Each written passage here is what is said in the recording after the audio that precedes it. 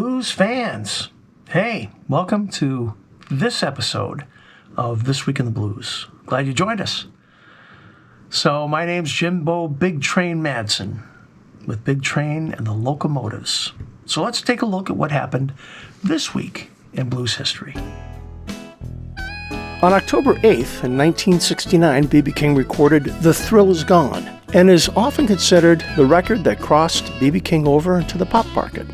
While he had other entries into the pop markets dating back to 1957, no B.B. record had reached the pop chart peak of The Thrill Is Gone. Its success boosted King to another level of the entertainment industry, as he soon became a familiar face on television and in concert halls around the world.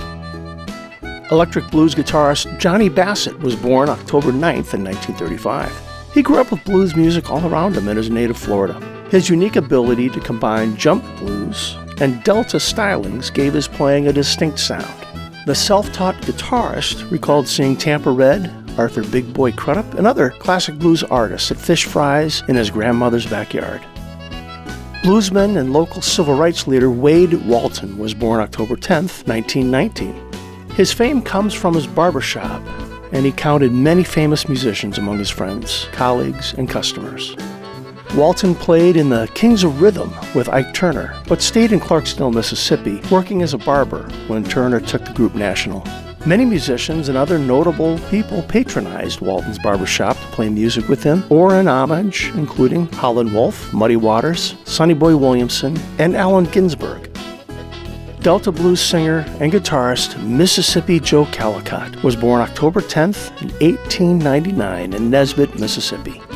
Although his early recording career resulted in only 2 songs issued in 1930, Joe Callicott is often regarded as one of Mississippi's finest early bluesmen. His guitar work also featured with local bluesman Garfield Akers on Cottonfield Blues, a classic 1929 single that illustrated how blues developed from field hollers. In the late 1960s, Calicot recorded more extensively for folklorists and served as a mentor to Nesbit guitarist Kenny Brown. Harmonica Frank was born October 11th in 1908 in the Mississippi Delta.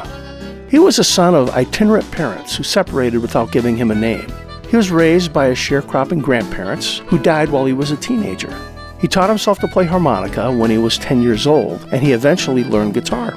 He gave himself the name Frank Floyd and began performing in the 1920s for traveling carnivals and medicine shows. Guitar Gabriel was born October 12, 1925. His unique style of guitar playing, which he referred to as toot blues, combined Piedmont, Chicago, Texas blues, as well as gospel. By age 15, he traveled playing guitar and medicine shows during the late 20s. It's during this time when he found his trademark white sheepskin hat. During this time, he performed with artists such as Bo Diddley, Whitman Hopkins, Chuck Berry, Muddy Waters, B.B. King, T-Bone Walker, and Jimmy Reed. R&B singer Nappy Brown was born October 12th in 1929. He began his singing career singing gospel music before switching to R&B. In 1954, he won a recording contract with Savoy Records, which yielded a string of hits. Brown's powerful voice, combined with his distinctive emotive style, is widely viewed as a key link in the development of soul music. Bellowing the blues with gospel-inspired ferocity, Brown rode rock and roll's first wave for a few good years before his record stopped selling.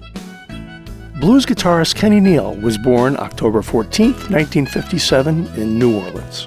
Neal preserves the blues sound of his native South Louisiana, as befits someone who learned from Slim Harpo, Buddy Guy, and his father, harmonica player Raphael Neal. He comes from a musical family and often performed with his brothers.